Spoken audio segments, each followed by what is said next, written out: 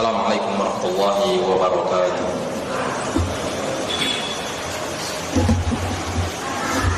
Innal hamdalillah nahmaduhu wa nasta'inuhu wa nastaghfiruh wa na'udzu billahi min shururi anfusina wa sayyiati a'malina.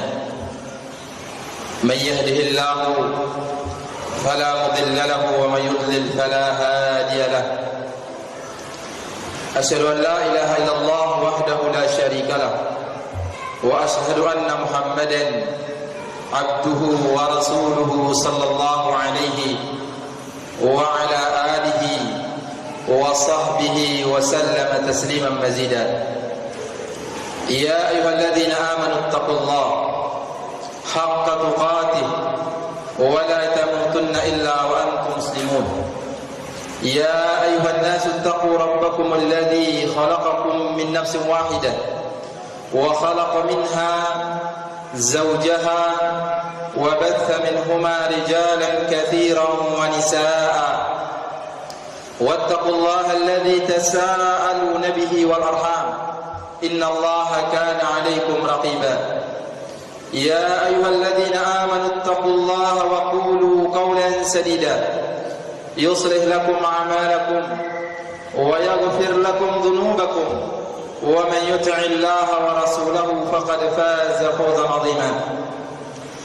أما بعد فإن أصدق الحديث كتاب الله وخير الهدي هدي محمد صلى الله عليه وسلم وشر الأمور محدثاتها فإن كل محدثة بدعة وكل بدعة ضلالة wa kulla dhalalatin finnar.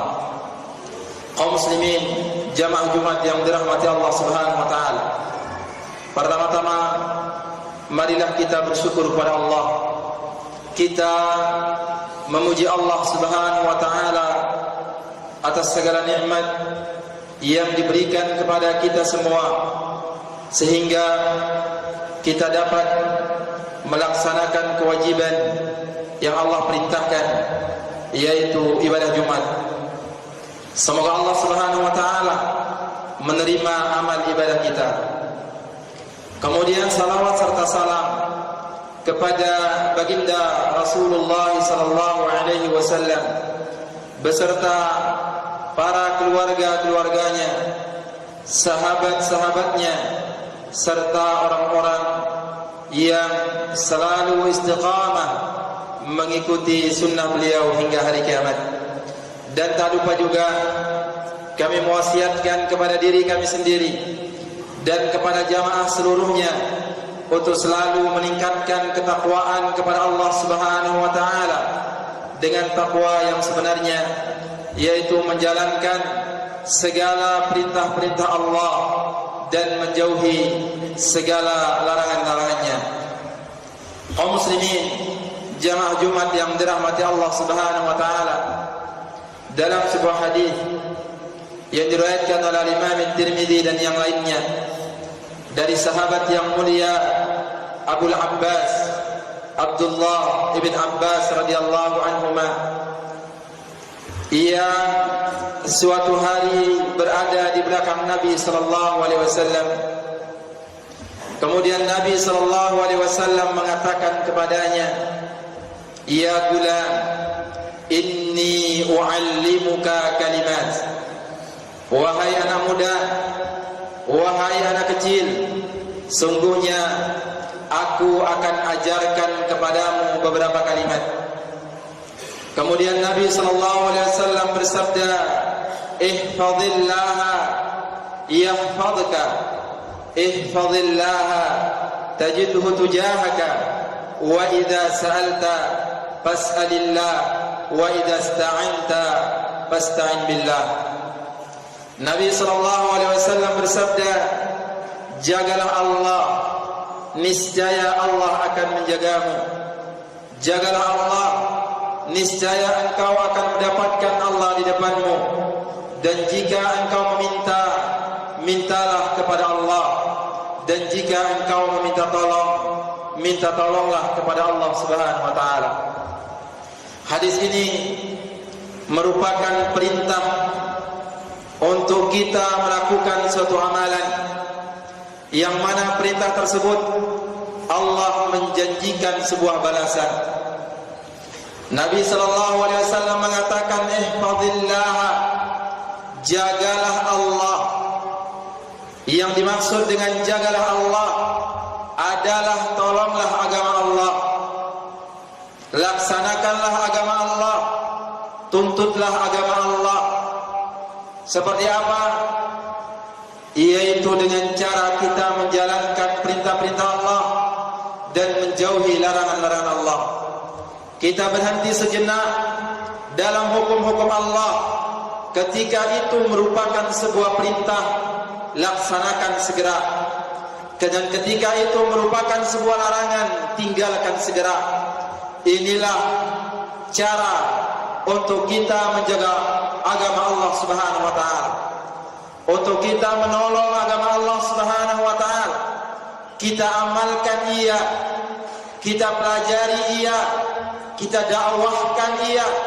Inilah cara kita menjaga agama Allah Subhanahu wa taala. Maka Allah Subhanahu wa taala akan memberikan kepada kita al-jaza min jinsil amal, balasan sesuai dengan amal perbuatan yang kita lakukan. Yaitu jika kita menolong agama Allah, maka Allah akan menolong kita. Jika kita menjaga agama Allah, maka Allah akan menjaga kita sebagaimana firman Allah Azza wa Jalla, in tansurullah yansurkum. Jika kalian menolong agama Allah, maka Allah Subhanahu wa taala akan menolong agama kalian, akan menolong diri kalian. Dan ingatlah kaum muslimin yang dirahmati Allah, ketika kita sudah berada dalam barisan orang-orang yang menolong agama Allah, bersyukurlah kepada Allah. Ini merupakan sebuah karunia yang besar. Ketika kita mudah menolong agama Allah dengan mengamalkannya, bersyukurlah kepada Allah.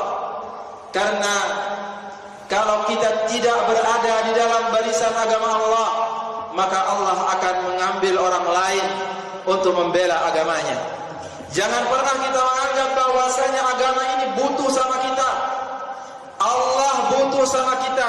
Tidak sama sekali. Allah Al-Ghaniyul Hamid, Allah Maha Kaya dan Maha Terpuji. Allah tidak butuh sama makhluknya, namun kitalah yang butuh terhadap agama Allah Subhanahu wa taala. Maka bersyukurlah kaum muslimin yang dirahmati Allah, ketika kita paham agama Allah, ketika kita menghafal ayat-ayat Allah, ketika kita menghafal sunnah Nabi sallallahu alaihi wasallam, ketika kita hidup, beramal, berlaku dari semenjak kita tidur hingga tidur kembali, kita cerminkan agama Allah dalam diri kita. Ini merupakan sebuah karunia Allah Subhanahu wa taala yang diberikan kepada kita. Istiqomahlah di atasnya. Semoga Allah Subhanahu wa taala menjaga kita.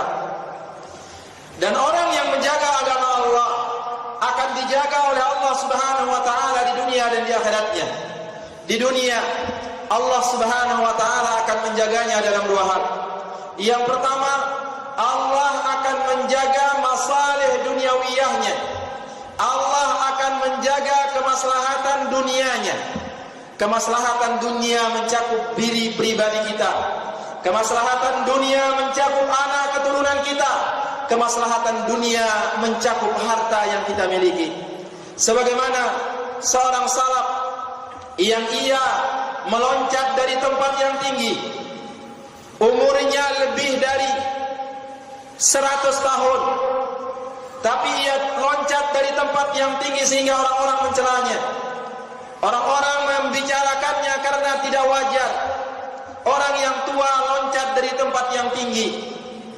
Namun ketika ia dicela, ia mengatakan, anggota badan saya ini sudah saya jaga dari batasan-batasan Allah, sudah saya jaga dari kemaksiatan kepada Allah Subhanahu wa taala mundu sigari, semenjak saya kecil, semenjak saya muda, maka Allah Subhanahu wa taala menjaga anggota badan saya ketika saya tua.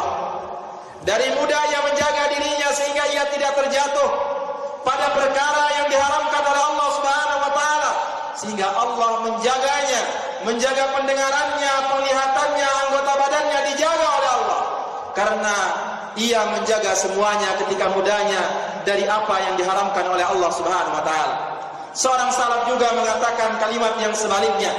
Ketika melihat ada orang yang sudah tua bangka dan dia meminta-minta sama orang, ia menghinakan dirinya di depan orang, maka ia mengatakan, seperti inilah orang-orang yang daya Allah fi sigharih, orang-orang yang telah meremehkan, melalaikan, melanggar batasan-batasan Allah ketika mudanya, maka Allah Subhanahu wa taala meremehkan ia juga, menghinakan ia juga ketika tuanya. Tidak dijaga oleh Allah Subhanahu wa taala karena ketika ia kuat, ia tidak menjaga batasan-batasan Allah Azza wa Jalla. Begitu juga orang yang menjaga agama Allah, maka Allah akan menjaga anak keturunannya. Sehingga Sa'id Ibnul Musayyib rahimahullah, ia memperbanyak sholat malamnya, memperbanyak membaca Qur'annya, memperbanyak ibadahnya kepada Allah. Kemudian ia mengatakan kepada anaknya, aku melakukan ini wahai anakku supaya engkau dijaga oleh Allah Subhanahu wa taala. Supaya engkau dijaga oleh Allah Subhanahu wa taala karena apa yang dilakukan oleh orang tua.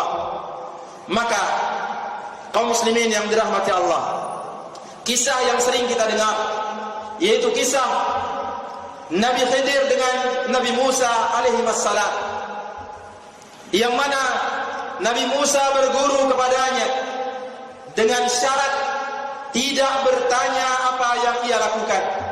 Kemudian ia menyembelih seorang anak. Kemudian ia mencacatkan, menenggelamkan sebuah kapal. Kemudian ia ingin membangun sebuah bangunan, sebuah tembok yang roboh. Kemudian Musa mengatakan, bagaimana kalau ketika kita membangun tembok ini, kita minta upah sama orang-orang ini, karena mereka tidak menjamu kita. Maka Khidir mengatakan dalam firman Allah Subhanahu wa taala, wa ammal jidar fakana li gulamain yatimain fil madinah wa kana tahtahu kanzul lahumā wa kana abuhuma salihah. Khidir mengatakan kepada Musa, adapun tembok yang roboh ini adalah milik dua anak yatim di kota ini, yang mana di bawahnya terdapat harta simpanan orang tuanya. Lihatlah lanjutan ayat ini kaum muslimin yang dirahmati Allah. Wa kana abuhuma salihah.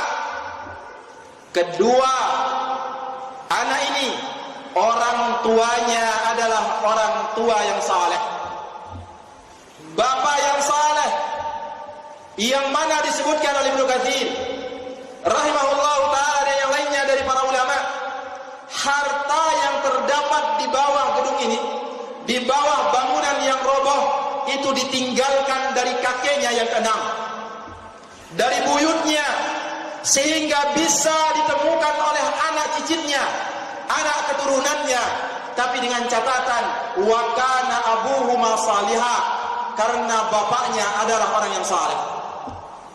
Dengan sebab demikian kaum muslimin yang dirahmati Allah, ketika kita ingin dijaga anak keturunan kita, ia dimuliakan oleh Allah sepeninggalan kita, kita sekarang jagalah batasan-batasan Allah Subhanahu wa taala.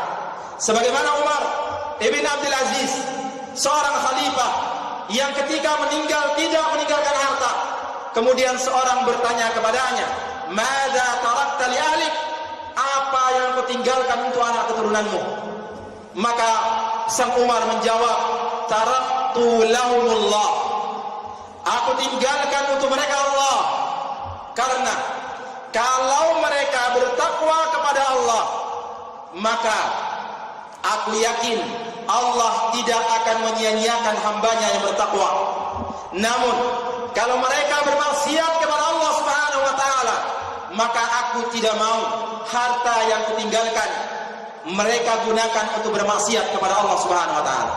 Kaum muslimin yang dirahmati Allah, Umar bin Abdul Aziz yang anak keturunannya hanya mendapatkan harta warisan dari sang ayah beberapa dirham saja, kurang dari 1 dinar. Namun salah satu dari anak Umar bin Abdul Aziz mengimpakkan kuda dan pelana-pelananya jalan Allah sejumlah 100.000 kuda. Kaum muslimin yang dirahmati Allah, ini karena kesalihan, karena ketaatan, karena penjagaan seorang ayah terhadap batasan-batasan Allah Subhanahu wa taala. Yang kedua, kaum muslimin yang dirahmati Allah, orang yang menjaga batasan-batasan Allah, maka Allah Subhanahu wa taala akan menjaga imannya, akan menjaga ketakwaannya, akan mematikan ia di atas husnul khatimah, di atas iman dan ketakwaan kepada Allah Azza wa Jalla. Maka janganlah kita mencoba-coba untuk bermaksiat kepada Allah Subhanahu wa taala, karena bisa jadi kemaksiatan yang kita lakukan itulah sebagai penutup dari ajal kita, sehingga kita diwafatkan di atas kemaksiatan kepada Allah Azza wa Jalla.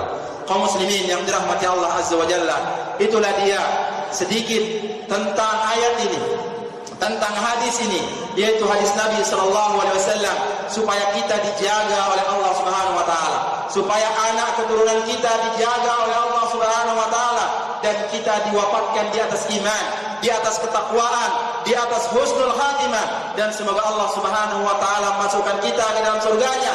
Catatannya adalah jagalah agama Allah Subhanahu wa taala. Barakallahu li wa lakum fil Qur'anil azim, wa nafa'ani wa iyyakum bima fihi minal ayati wadh dhikril hakim, wa taqabbal minni wa minkum tilawatahu innahu huwal ghafurur rahim.